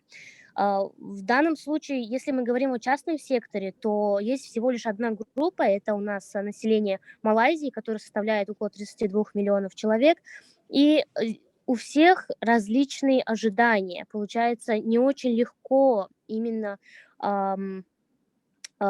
встретить их ожидания, и поэтому, я думаю, вот в Узбекистане тоже примерно такое же количество населения, и я думаю, примерно такие же вызовы стоят перед частным сектором. Поэтому, по моему мнению, именно в публичном секторе достаточно сложнее, чем в частном. Well, thank you. Maybe Mr. Ismail, since there are no more questions, maybe I can wrap up with my last slide. That's all right. Итак, если больше нет вопросов, возможно, я мог бы закончить и представить свой последний слайд. Well, thank you very much for participating in this talk. I hope you found the last hour and a half to be very useful. If I may perhaps address one final issue. If you think about it, this global pandemic that we are experiencing started from a virus that was in the wild that jumped onto human being. And I think for many possible reasons, but among this is possibly because we have not taken care of our environment well. So to me, it is very important for all of us as global citizens to play our respective part and do embrace the 17 Sustainable Development Goals. As you can see, these Sustainable Development Goals are very important. It will cover our efforts to eradicate poverty, to make sure that no one will be hungry, to make sure that every single citizen will enjoy a good health and well-being. And that also includes addressing under item 17, climate action, 14, life below water, number 15, life on land, and so on. I think the point here is actually very important for every single one of us to do our respective part and to be constructive and to embrace all the objectives, spirit, and intention of the Sustainable Development Goals 2030 as developed by United Nations. So I think if we can address all this well, then we can avoid the calamity that will be facing us in terms, among others, of addressing the global warming. Because if we don't manage global warming within that 1.5 degrees centigrade that we are committed to, I'm afraid there will be more damage to the global environment. Water levels will grow up, and many places will be covered by water, and there'll be untold damage to the environment. So I do hope that we have learned enough lesson from this COVID-19 for all of us to work together to face a better world in the future, God willing. So with that, I would like to again to thank you and wish you all the best in leading Uzbekistan. And I do hope to have the opportunity to visit Tashkent and Samarkand and the rest of Uzbekistan. Is a beautiful country with beautiful people. I just hope that next time I go there, it will be in spring or in autumn where the climate is better. Because the last time I was there, it was in early February and the temperature was minus 10 degrees centigrade. It was very cool indeed. So I look forward to seeing all of you on my next visit then. Thank you. And likewise, if you come to Malaysia, do pay us a visit here at Bursa Malaysia or at the UKM. Thank you. Итак, Thank you very значит, much. спасибо большое всем за участие. Последний вопрос, который я бы хотел сегодня поднять, это как раз-таки то, что глобальная пандемия была вызвана вирусом, который находился в дикой среде, но потом перешел на человека. И, естественно, для этого было большое количество причин. Но одна из них – это то, что, возможно, мы недостаточно заботились об окружающей среде. И сегодня очень важно понять, что каждый должен сыграть свою роль в осуществлении целей развития тысячелетия, чтобы не было бедных, чтобы никто не голодал, чтобы у людей было хорошее здоровье, чтобы правильно использовались ресурсы и так далее. И это касается каждого из нас. Таким образом, к примеру, также есть проблема глобального потепления, которое может принести еще больше потери и вред, значит, когда, скажем, если будут земли покрыты водой, то это принесет очень большие потери. И в данном случае, я думаю, сегодня мы уже научились работать и быть вместе. Я желаю всем всего лучшего, и я надеюсь, у меня будет возможность посетить Ташкент, Самарканд и другие города Узбекистана, потому что это прекрасная страна с прекрасными людьми, и я очень надеюсь, что я посещу данную страну весной, потому что в прошлый раз, когда я приезжал, было минус 10 градусов, я приезжал в феврале. Но в целом я буду ожидать встречи с вами, спасибо большое, если вы будете в Малайзии, пожалуйста, посетите также нас. Спасибо. Thank you very much for very insightful. It is not easy to do sequential translation at a very short notice, but you did it very well, sir. We really benefited from this sharing and the interaction. And our thank you to our interpreter too for such a wonderful job. Tansi, on behalf of the secretariat, the organizer, we apologize for any shortcoming today. And we wish you good health, sir, so you can continue to contribute to the industry, to the country as a whole. We would like to have a group photo with you virtually. Okay. Anyone can pause their breath for a few seconds for the group photo. We can ask them to see. Так, мы хотели бы сделать совместное виртуальное фото, поэтому, пожалуйста, включите видео. Turn on video tu sebab kita dengar. Please turn on your video for group photo. Камера не определяет вас.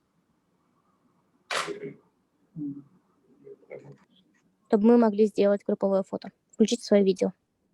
Don't be shy. Не будьте скромными, не стесняйтесь. Yeah, we're getting more and more video on at the moment.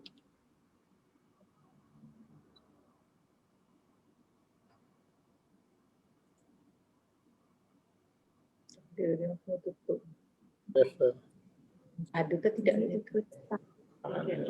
All right, we're going to take this one.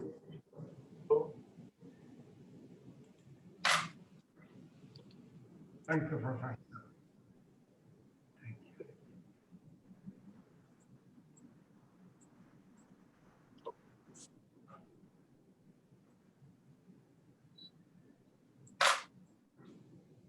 All right, thank you very much for your cooperation. Once again, Tan Sri Abdul Wahid, thank you very much. Thank you. Спасибо большое за сотрудничество.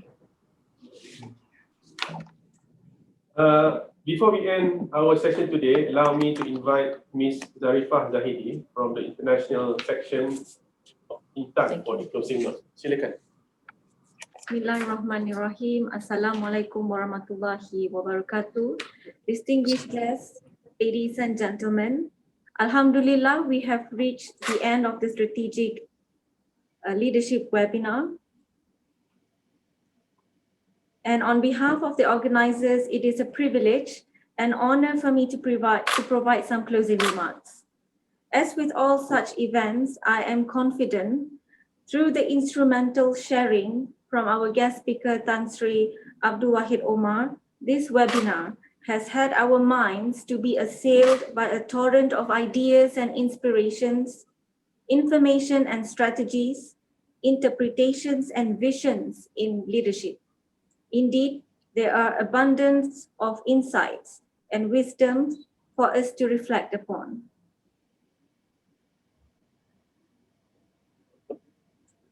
Итак, уважаемые гости, участники, дамы и господа, мы рады закончить нашу сессию, и для меня большая честь от имени нашей организации сделать заключительные ремарки. Я уверена, что данный семинар сегодня послужил для всех платформой для получения новых идей, нового видения, и, естественно, очень много важных моментов было затронуто касательно нашей темы. Thank you. We would like to thank the participants. I still sorry. May I continue, please? I strongly believe that only when skills are put into practice that we allow ourselves to be aware of the values emerging from the practice. Dwight D. Eisenhower was quoted saying, "The one quality that can be developed by studious reflection and practice is the leadership of man." In this view, I think practicing leadership skills leads to values, which I consider is the culmination of this webinar. If this in any way enhances our individual and collective leadership competencies to meeting the future organizational challenges, then the webinar can truly be adjudged a success. Итак, я верю, что навыки, которые используются на практике, они далее могут перерастать уже в ценности. И позвольте мне процитировать одно выражение.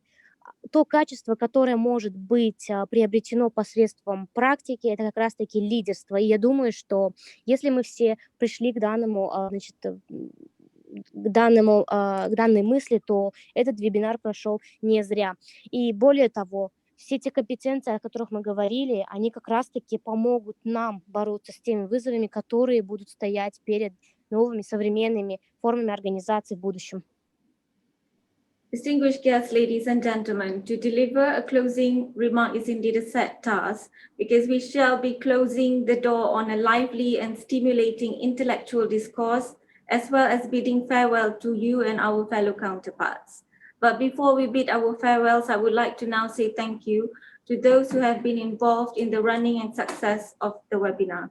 First and foremost, a special thank you to our guest speaker, Tan Sri Abdul Wahid Omar, for spending some time with us this afternoon and sharing with us your invaluable experiences and professional views on strategic leadership. It is such a privilege for us to have you on our program today. Thank you once again.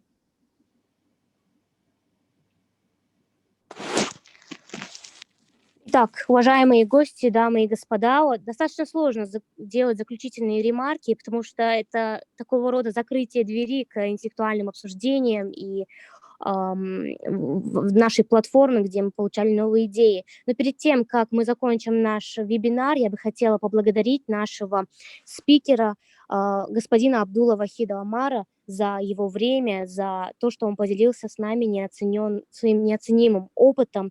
И хотела бы сказать, что для нас это большая привилегия было послушать ваш опыт. Спасибо вам большое еще раз. We greatly appreciate the support and commitment we have received from the Embassy of Uzbekistan in Malaysia in further strengthening the network between INTAN and APA. We also would like to express our heartiest gratitude to the Academy of Public Administration, APA, for all your support and mutual partnership. We certainly hope that this would be a stepping stone for more programs between our institutes in the near future. I do believe we shall have more conversations on diversifying our flagship collaborative programs.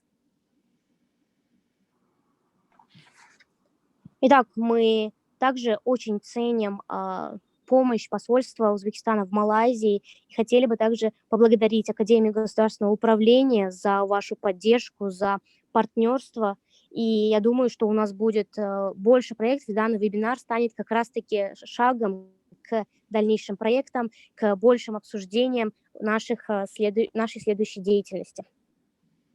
We are also thankful to our co-organizer, Razak School of Government, for working in tandem with INTAN and making this a successful one. We highly value your contribution.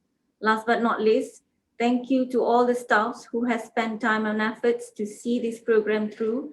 Clearly, this task has been in very capable hands. And not forgetting, we would like to express our appreciation to all the participants for taking time out of your busy schedule to attend this seminar. Thank you for your support and attention. It is our aspiration that we have imparted extensive sharing and the best practices and strategies in leadership. Итак, также хотела бы поблагодарить правительственную школу Разак за вашу поддержку, за ваше сотрудничество и перед тем, как мы закончим, выразить свою благодарность всем участникам, которые смогли найти время в своих графиках, чтобы мы могли здесь все собраться и заслушать лучшую практику и стратегии, которые применяются относительно лидерства. Спасибо большое. With this note, I would like to close my remark, and it gives me great pleasure to officially announce the closing of the Strategic Leadership webinar. I hope we will all leave here with renewed vigor, determination, and enthusiasm to rise to the challenge beyond us. It has been a great honor for us in INTAN and RSOG to host you today. We look forward to seeing you again when we shall reconvene in the next series of the webinar on another topical theme in public service delivery and current management. Thank you. Terima kasih. Rahmat. Итак, этим я бы хотела закончить и официально объявить то, что мы заканчиваем наш вебинар. И я надеюсь, все сейчас покинут данный вебинар с большим энтузиазмом по борьбе с вызовами, которые стоят перед нами. И мы, как RSOG и также INTAN, были рады быть частью организации данного вебинара. Надеюсь, мы вас увидим на следующих вебинарах, которые будут проводиться по другим актуальным темам. Спасибо большое за участие. Thank you, Ms. Zarifah. My apology for unintentionally interrupt you just now. Ladies and gentlemen, till we meet again, please take care, stay safe, and thank you. Assalamualaikum. Да, спасибо большое, Зарифа. Thank you. И Bye. я надеюсь, мы еще с вами все увидимся. До скорых встреч.